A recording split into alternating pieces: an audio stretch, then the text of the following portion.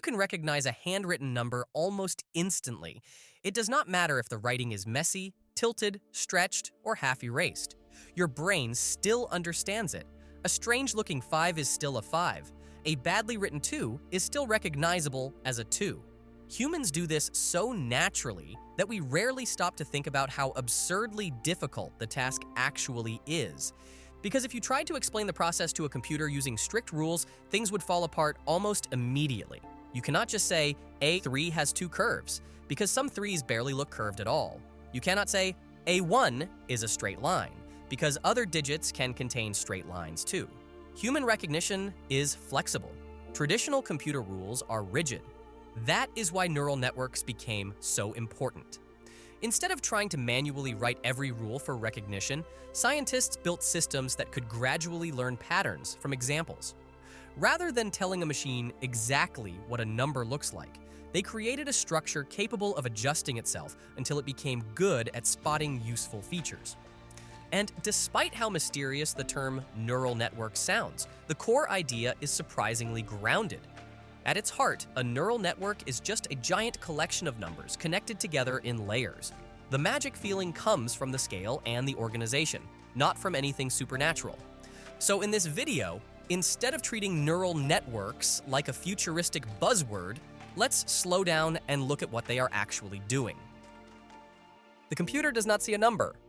When you look at a handwritten digit, you see meaning immediately. A neural network does not. To the network, the image is simply a grid of brightness values. Imagine a tiny image that is 28 pixels wide and 28 pixels tall. That gives us 784 individual pixels. Each pixel stores a number representing brightness. Dark pixels are close to 0. Bright pixels are close to 1. Gray shades sit somewhere in between. Those 784 values become the first layer of the neural network. This is where the word neuron can sound more dramatic than it really is. In these simple examples, a neuron is basically just a place that stores a number. That number is called an activation. A high activation means the neuron is strongly active. A low activation means it barely responds.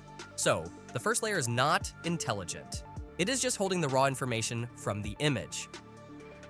The final layer is the guess. Now jump to the very end of the network. If the system is trying to recognize digits from 0 through 9, the final layer contains 10 neurons. Each neuron represents one possible answer. One neuron corresponds to 0, another corresponds to 1, another corresponds to 2, and so on. When an image passes through the network, each output neuron produces a score. If the neuron representing 7 has the highest activation, the network guesses the image is a 7. Notice something important here. The network is not confidently understanding the digit the way a human would. It is generating probabilities and scores. The final answer is simply whichever score ends up strongest. Which raises the obvious question: how does the network transform a pile of raw pixel values into a meaningful guess? Hidden layers build patterns, step by step. Between the input layer and the output layer sit the hidden layers. These layers are where the real processing happens. A useful way to picture this is to imagine recognition happening in stages. Early layers may detect tiny features like edges, corners, or brightness changes. Later layers combine those smaller features into larger shapes. Eventually, the network begins combining those shapes into full patterns like loops, curves, and strokes. For example, a 9 might involve detecting a loop near the top along with a vertical line. An 8 might involve 2 loops stacked together. A 4 may involve intersecting straight lines. The important point is that the network is slowly building abstraction. It starts with tiny details and gradually combines them into more meaningful structures. This layered process is one reason neural networks became so powerful. Many difficult problems can be broken into smaller pattern recognition steps. Weights control what the network pays attention to. Now we need to understand how one layer affects the next. Every neuron can connect to neurons in the following layer, and each connection has something called a weight. A weight is just a number that controls influence. Positive weights encourage activation, negative weights suppress activation. Large weights matter more than small weights. Imagine one neuron whose job is to detect a small horizontal edge in part of the image. It might place strong positive weights on pixels where that edge should appear, while placing negative weights on surrounding pixels that should remain dark. The neuron multiplies each pixel value by its weight and adds everything together. This creates a weighted sum. If the right pattern appears, the weighted sum becomes large. If the pattern is missing, the sum stays small. This is the first big insight into how neural networks operate. Individual neurons are not seeing entire objects. They are measuring whether specific patterns exist strongly enough in the data. Bias changes the sensitivity.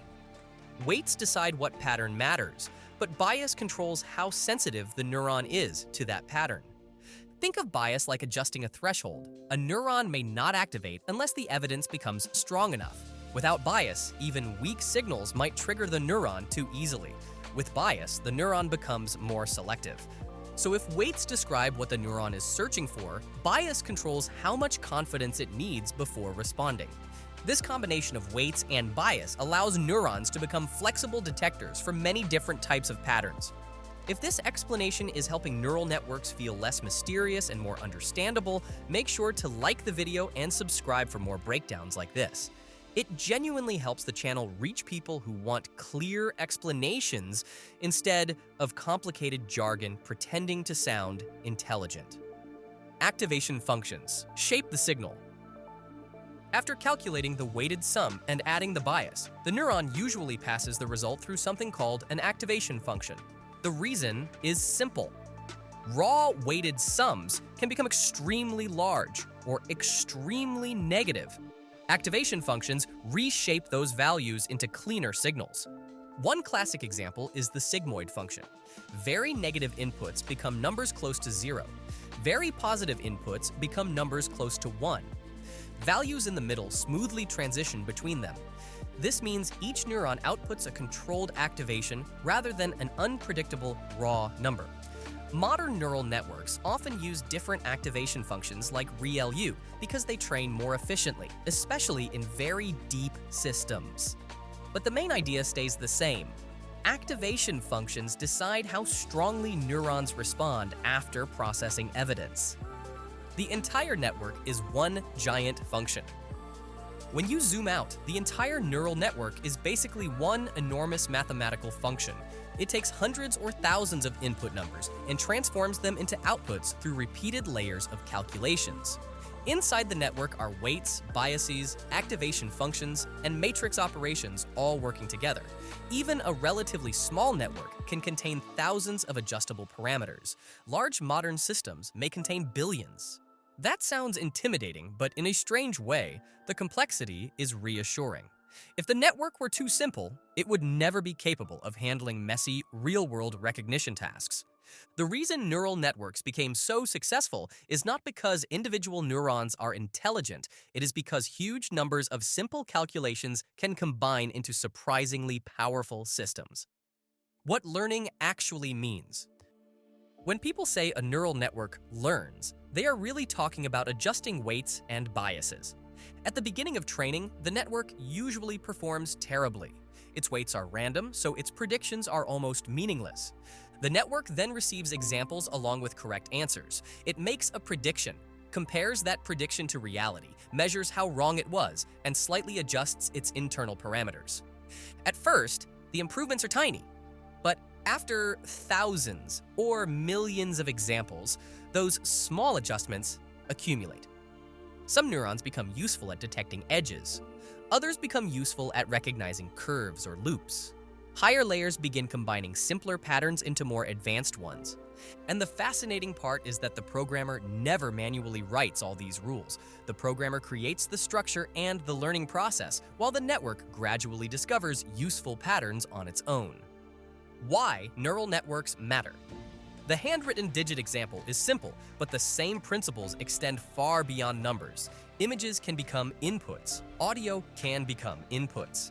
Language, medical scans, financial patterns, recommendation systems, and video data can all be converted into numerical form and processed through layered networks.